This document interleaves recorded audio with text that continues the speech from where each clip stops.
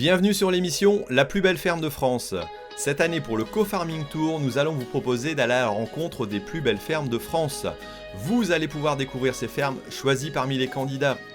Nous allons nous concentrer sur 4 régions, Occitanie, Hauts-de-France, Grand Est et Bretagne. Et c'est vous qui élirez pour chaque région un vainqueur. En fin d'année, avec un jury de communicants, vous allez pouvoir choisir qui sera la plus belle ferme de France. Alors si ce n'est pas encore fait, inscrivez-vous pour participer ou voter. Et sans plus attendre, découvrons cette nouvelle ferme.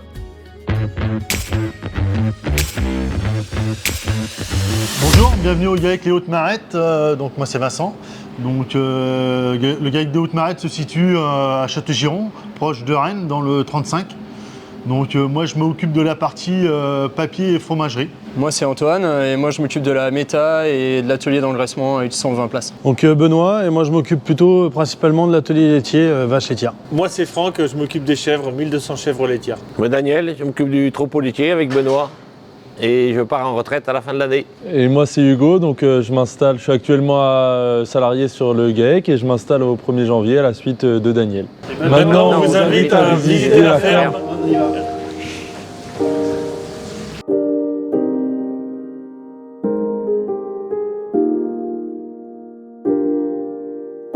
Bon, Benoît, dis-moi, cette exploitation, on a vu, vous êtes 5 associés, pas mal d'ateliers. L'histoire, c'est quoi de cette association? L'histoire, comme tu dis, pour faire court, c'est déjà l'installation, c'est un travail entre associations, entre exploitations, entre exploitants, pour faire venir à la base en 2017 une fusion des deux GAEC. D'accord. Et avant, c'était une exploitation où on travaillait déjà ensemble. Du coup, on avait du matériel en commun. Vous avez un historique où vous vous connaissiez, vous vous fréquentiez, vous saviez que vous étiez capable de travailler ensemble. Et exactement. Nous, si tu veux, moi et le frangin, on était, entre parenthèses, les vachers des week-ends dans leur exploitation. D'accord. Et après, nous, l'installation, il y a 20 ans maintenant. Ouais. Et acheter du matériel en commun, les deux exploitations, qui était une facilité pour nous aussi en tant que jeunes agriculteurs, bien sûr. Si tu veux. Et de là, on travaillait toujours ensemble, on se posait toujours des questions, on parlait toujours des exploitations. Et puis un jour est venu, tiens, pourquoi pas, on ferait pas une fusion des GAEC. Et c'est pour ça qu'en 2017, on est sorti sur la fusion des deux GAEC. Ok, alors ça permet d'avoir tous ces ateliers qui sont un peu dispatchés. Ça permet aussi à chacun d'entre vous d'être dans votre activité de cœur, quelque chose qui plaît. Toi, c'est la partie élevage. Tu peux passer plus de temps dedans et pas t'occuper des autres sujets pendant que tu sais que les autres sont bien gérés. Oui, exactement. Hein. C'est que sur chaque site, il y en avait moi j'étais avec Daniel, il faisait la même chose que moi sur l'autre site. D'accord. Et donc avec un bâtiment un peu aux Marettes, ou sur le atelier des chèvres là-bas qui était vétuste. D'accord. Et nous un peu plus récent. Donc c'est pour ça l'idée de revenir et de regrouper le cheptel ici pour aussi par rapport à la main-d'œuvre. Parce que derrière, il y avait aussi un départ en retraite. D'accord. Pour anticiper aussi des départs en retraite. Et bien sûr de s'équiper. Le but c'est de s'équiper pour être le plus autonome sur tous nos ateliers. Ouais, d'accord. Donc d'avoir des équipements qui sont fonctionnels, mais aussi au niveau humain de dire, comme là il y a un des associés qui part, et il y a un autre jeune qui arrive, qui va venir recompléter. Ça permet de pérenniser aussi l'exploitation. Ouais, c'est ça, c'est exactement ça. Et c'était un départ il y a 3 ans en retraite, un autre qui arrive ici. La chance, c'est qu'on a un jeune qui arrive, donc c'est vraiment une chance. Et puis, pérenniser, bien sûr, c'est qu'on arrive à léguer nos parts, comme on dit. Moi, je dis, on est heureux, on part en retraite tranquille. Tu sais qu'il y a une suite, tu sais que ça va bien se passer. Et puis le GAEC, c'est aussi, nous 5, c'est aussi ça, c'est l'envie de transmettre notre savoir et nos ateliers. Donc on est toujours à la recherche d'équipements pour se faciliter et pour passer pas le moins de temps possible, mais pour que ce soit le moins chiant entre parenthèses. Le plus efficace. Le plus efficace. Prendre plaisir dans ton travail, j'imagine. Exactement. C'est l'objectif. Exactement. Et voilà quoi. Alors toi, c'est la partie élevage. Alors ici, on a une centaine de vaches, c'est ça? Exactement. Une centaine de vaches. On est, comme je disais tout à l'heure, on est monté jusqu'à plus de 200 vaches. D'accord. Alors comment on passe de 200 à 100? De 200 à 100, le problème c'est rare dans ce sens-là. C'est exactement, c'est rare. Non mais Ouais, bah, on est passé de 200 à 100 avec beaucoup de réformes, hein, comme on dit. Hein. Et c'est un volume de lait. Et le déclenchement, c'est la fromagerie qui a fait ça. Et un arrêt de collecte d'une laiterie à côté qui a arrêté, on dira entre parenthèses, on ne rentrait pas dans le cahier des charges. D'accord. Parce que du fait aussi, par rapport aux parcellaires qu'on a autour, Oui. où on a très peu de parcelles accessibles aux vaches, même si on a des parcelles qui ne nous appartiennent pas. Donc 200 vaches sur 6 hectares, c'était pas possible léger, avec un passage du rang. Et donc on a diminué gentiment pour arriver là à la croisière, on dira. Stabilité. Et puis voilà, Hugo qui s'installe va ramener un petit peu de lait parce qu'on est capable d'en faire un peu plus avec le système qu'on a. Donc on va refaire un petit peu plus de lait, mais sans monter jusqu'à ces 200 vaches qu'on a connues. Ok, donc essayer d'optimiser, mais pas forcément aller chercher. Non. Ok. Bon, il y a encore beaucoup de choses à voir. Je pense qu'on va continuer pour la suite. Moi, je vais aller me promener pour aller voir les autres ateliers. Ok, très bien, merci. Bon, là, on est avec tes chèvres. Franck, c'est toi qui t'occupes de cette partie-là? Ouais. C'est quoi l'élevage exactement? Aujourd'hui, on a 1200 chèvres laitières. Voilà, donc on les traite 2 fois par jour et on produit du lait pour une laiterie, on va dire, et notre fromagerie. Et la partie fromagerie, voilà. D'accord. C'est toi qui gères ça? Vous êtes à combien à vous occuper de cette partie-là? Alors en fait, moi je suis, on va dire, le gestionnaire au niveau troupeau, c'est-à-dire le suivi de troupeau, le choix des réformes, des accouplements et tout ça. Et à côté de ça, on a 2 salariés qui assurent la traite matin et soir. D'accord. Et autrement, on assure l'alimentation à 2 associés 2 fois par semaine avec le paillage des animaux. D'accord. Alors c'est une bonne complémentarité aussi avec les autres activités. Alors je sais que par exemple tout ce qui est déjection, ça part aussi à la méthanisation, quoi, c'est ça? Oui, voilà, c'est ça. Ouais. En fait, la naissance du projet de la méthanisation, elle s'est faite aussi de par la présence des chèvres qui sont à l'année sur de la paille pour leur litière, qui produit un fumier et dont le fumier jusque-là était destiné au champ. Et là aujourd'hui on a retrouvé une autre valorisation du fumier dans la méthanisation. D'accord. On peut avancer un coup, voir au niveau de la salle de traite parce que c'est quand même assez impressionnant comme système. Oui.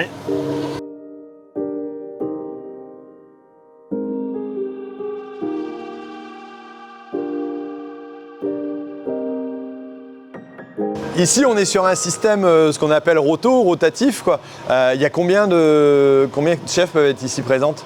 Alors en fait, sur la plateforme, il va y avoir 56 chèvres sur... D'accord.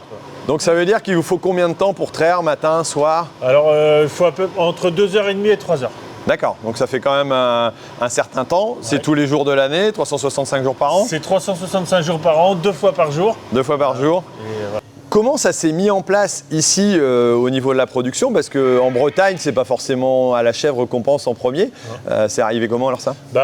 En fait, la chèvre elle est arrivée dans les années 1985, donc ça remonte un petit peu, mais quand on connaît un peu l'histoire de l'agriculture, il s'est mis en place des quotas laitiers, c'est-à-dire des références. Des limites de production. Des limites de production en vaches laitières.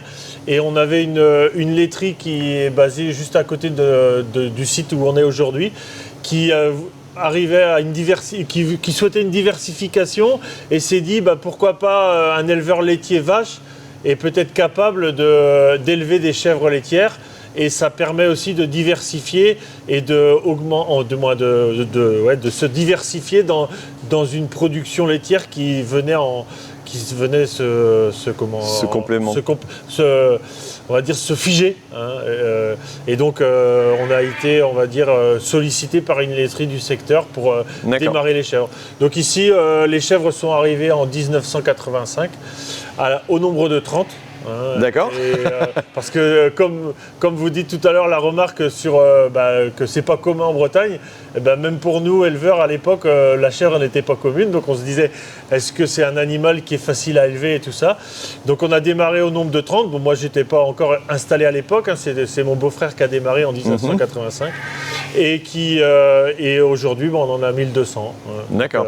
On a démarré, on a connu une belle évolution, on va dire, sur cet élevage-là. Ok, une belle complémentarité aussi Voilà. dans vos activités, à côté des autres multiples activités que vous pouvez avoir, quoi. Voilà, c'est ça complètement, ouais, c'est-à-dire. Ouais.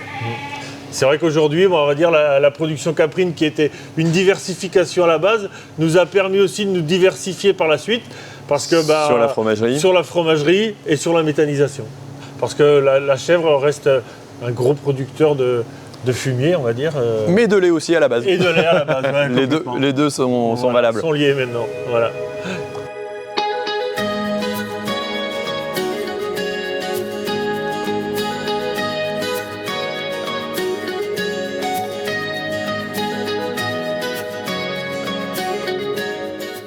Salut Antoine, ça va? Salut, ça va très bien. Dis-moi, c'est quoi ce balai de machines qui viennent charger, décharger, repartir avec une remorque?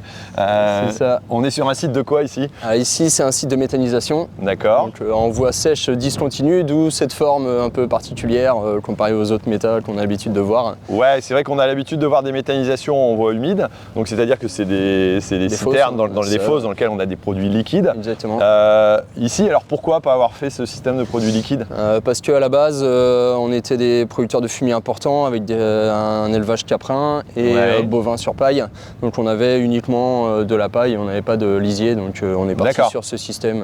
Et tu me disais dans l'explication que vous avez choisi de faire une unité qui correspond à ce que vous produisez, quoi. Vous n'allez pas chercher des matières extérieures, Exactement. vous êtes autonome. Exactement, on est parti en gros des substances qu'on avait chez nous, donc fumier et ensilage de cive, ce qu'on était capable d'apporter, en découler une puissance, et on a monté cette puissance et aujourd'hui on sert uniquement de 100% de nos matières. D'accord. Et vous revalorisez bien entendu tout ce qui est digesta dans vos parcelles Dans en les épandage, parcelles, quoi. exactement, en épandage en tant qu'engrais. D'accord, ok. Et quand on parle de cive, on parle de cultures intermédiaires, voilà, C'est ça. qui sont mises entre deux cultures pour pouvoir apporter un supplément. C'est ce qu'on peut Exactement, voir c'est les tailles qui sur sont les là-bas. silos. Et ça apporte des matières complémentaires, j'allais dire, au fumier pour qu'au niveau du gaz produit, ce soit plus Ouais, c'est intéressant. ça, on va dire que c'est l'énergie qu'on apporte. Ouais. Les fumiers, c'est la base, qui vont nous apporter les bactéries pour la fermentation, etc. Et l'énergie D'accord. est apportée par les cives. Et après, tout ça, c'est du gaz. Alors c'est 40 jours, c'est ça, dans une C'est ça, cellule? 40 jours par cellule, avec un cycle d'arrosage. Ça nous permet de mettre en fermentation, monter en température, c'est chauffé avec la chaleur du moteur. On chauffe à Ouais. peu près à 40-45 degrés. D'accord. Et ensuite, le gaz qui est produit est récupéré par le moteur, entraîne une génératrice et la génératrice injecte du réseau D'accord. du courant sur le réseau. Et dans le plan, c'est-à-dire on va valoriser nos produits et puis avoir une diversification avec l'électricité? Exactement, on commençait à entendre parler de la méthanisation à cette époque-là. Et nous, on s'était dit, pourquoi pas nous, on a énormément de fumier. On pouvait le valoriser une première fois, puis une deuxième fois au champ. Et ensuite, on apportait quelque chose de vraiment pérenne sur l'exploitation avec un contrat de rachat d'électricité sur 17 ans. Donc c'était très intéressant pour l'exploitation. D'accord. Et au niveau suivi, il y a des alarmes, c'est automatisé, c'est très contrôlé, j'imagine? Tout est automatisé, tout est automatisé. Maintenant, c'est de la surveillance. Aujourd'hui, on remplit le garage, on va fermer la porte. Après, la machine se débrouille toute seule, c'est de la surveillance tous les jours, une demi-heure de surveillance sur D'accord. l'ordinateur. Vous pouvez contrôler à distance Exactement, aussi, tout j'imagine, depuis les téléphones, le depuis suivi. C'est pas des exactement. installations dangereuses, comme toutes les méta, il n'y a pas de, Non. il y a pas de danger. S'il y a du gaz, ça peut s'échapper aussi. Oui, S'il y avait exactement, quoi que il y ce a- soit il y a comme problématique, c'est pas explosif non plus. Exactement. Voilà. La moindre alarme, on la reçoit sur notre téléphone, donc il n'y a pas de... Ok, ça représente combien d'animaux, j'allais dire, les fumiers de combien d'animaux? Alors ici, sur l'exploitation, l'élevage de chèvres, il y a 1200 chèvres. Ouais. Il y a 100 vaches laitières et il y a 100 bovins à l'engraissement. D'accord. Plus les cultures intermédiaires. C'est les cultures Donc intermédiaires. ça permet d'apporter Voilà, c'est ça, ouais. une belle matière. Ok, écoute, merci pour cette explication. Pas de souci.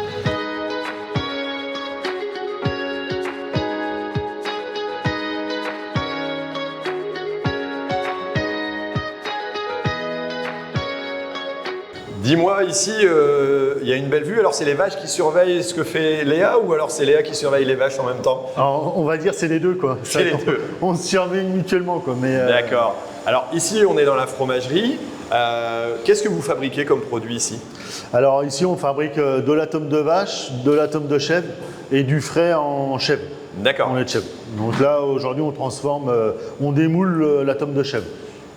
J'allais dire, comment vous commercialisez, quelle quantité de lait vous utilisez pour ça par rapport à l'élevage? C'est beaucoup, c'est peu? Bon, c'est une petite partie, on est à peu près à 10% du volume quoi, entre la vache et le chef. Quoi.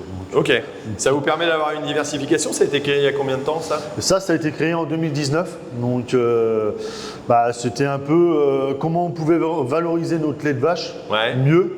Et en fait, une idée avec des fromagers, quoi, de dire pourquoi on ne pourrait pas faire du fromage comme à l'ancienne dans nos exploitations. Et c'est parti de là et j'ai été formé par un fromager d'une laiterie et puis pendant 2 ans, je me suis entraîné. Et au bout de 2 ans, il a fallu prendre une décision, on y va, on n'y va pas. Et puis on a dit allez hop, on y va. Donc on a construit notre fromagerie et puis c'était parti. Donc c'est l'idée d'utiliser ces produits et puis aussi les valoriser. Ça permet aussi de maintenir, j'allais dire, des personnes au niveau de l'exploitation, d'avoir des salariés et puis des associés aussi, quoi. Oui, tout à fait. Ouais. Donc c'est vrai que comme on était 5 associés, quoi, et puis en même temps, c'était de trouver autre chose. Et puis en même temps, Léa, qui était plus destinée à s'occuper de l'atelier chèvre, elle a trouvé ça intéressant de venir aussi en fromagerie. Donc ça a permis. Ça complète son activité, ça lui permet d'avoir un temps plein et puis de pouvoir continuer de pérenniser les emplois aussi, quoi. Voilà, surtout ça. C'est important. Donc,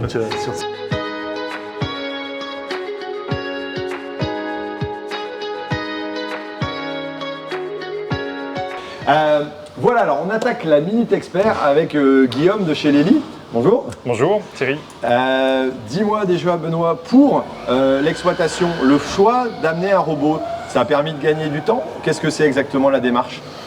La démarche, c'est déjà la souplesse, le temps et de se dégager un petit peu de temps, comme tu dis, par rapport aux autres ateliers qu'on a, qui est très garni sur l'exploitation. Pour autant, vous êtes en GAEC à 5, mais quand vous avez voulu développer la fromagerie, vous vous êtes dit, si on arrive à dégager un petit peu de temps et l'organiser différemment, ça va nous aider? Oui, exactement, parce que la fromagerie, ça prend du temps. Nous, c'est beaucoup de choses à la main, c'est pas automatisé, donc ça demande de la main-d'œuvre. Et donc, l'astreinte qu'on a le plus simple au niveau des robots permet de nous dégager pour aller donner du temps à la fromagerie et aider le frangin à fabriquer le fromage. Parce que, vous avez vu tout à l'heure, c'est du retournement. C'est beaucoup de travail, beaucoup de manutention, beaucoup de temps. Et donc c'était ça. Et le but aussi, c'était le ras-le-bol de traire. Ouais. Et vraiment, c'est ça qu'on dit, c'est le ras-le-bol de traire. La fatigue que ça en La fatigue, exactement. Et aujourd'hui, traire 40 vaches, ça se fait, mais de moins en moins. Et de passer à 90 comme on l'a fait avant, et monter après à plus de 90, c'est pénible. Donc c'était le choix du robot, quoi. Est-ce que c'est aussi un accompagnement, en tant qu'éleveur, par rapport aux données que peut capter le robot, de vérifier, de suivre les animaux de façon plus proche? Parce que justement, on a les données au fur et à mesure. C'est ce qu'on dit. Après, il y a beaucoup qui disent qu'il faut être éleveur. Mais quand on est un robot, mais on est éleveur, mais on a des données, je veux dire, exceptionnelles. Et tous les jours, on a des données. Et je veux dire, par rapport au logiciel qui est développé chez Lely, on n'utilise pas tout. On pourrait passer de la journée entière, si on veut, sur le robot pour analyser et tout. Moi, j'ai créé les rapports. Et je travaille de mon exploitation, en fonction de moi, comment je le veux. Moi, je suis éleveur inséminateur, donc il me faut les échographies, les IA à inséminer, les vaches à inséminer, les genisses. Et après, en fonction de moi, le grosso modo, si on veut, c'est surtout les vaches en retard, les santé mamelles. Et puis après, le robot, on est capable de l'interroger et il va nous sortir des données. D'accord. Même plus qu'on ne le pense, mais... C'est ça. Globalement, toutes les données remontent sur le logiciel et après, on va le modeler en fonction de chaque élevage. Ici, c'était plutôt l'objectif de gagner du... il y avait une centaine de vaches sur les 3 robots, donc c'est d'avoir de la souplesse. Le but, c'était de gagner du temps au niveau de l'astreinte plutôt élevage-traite. Donc, on organise le tableau de bord de notre logiciel pour avoir vraiment les fonctions indispensables. Là, c'est vraiment vache en retard, la santé. On l'organise assez simplement pour que les données... pour que ça saute aux yeux quelque part, qu'on n'ait pas passé trop longtemps. Soit visible assez facilement. Et ça, c'est notre boulot aussi, du coup, en fonction des élevages, d'accompagner surtout sur la première année et après aussi avec des visites tout au long du contrat contrat de maintenance, du contrat de suivi de l'agriculteur. où du coup on va l'accompagner surtout la période de mise en service, c'est surtout une partie un peu plus importante et qui est une période de stress un petit peu pour les éleveurs, de les rassurer en disant voilà, aujourd'hui les données remontent, le logiciel est assez intuitif, on met des choses assez simples en place pour que ça reste simple, on travaille tous les jours. D'accord. Donc ça c'est la partie plutôt suivi d'élevage. Et après sur la partie maintenance comme on parlait, il y a une équipe de techniciens sur la partie robot, donc qui va être disponible 24 heures sur 24, 7 jours sur 7.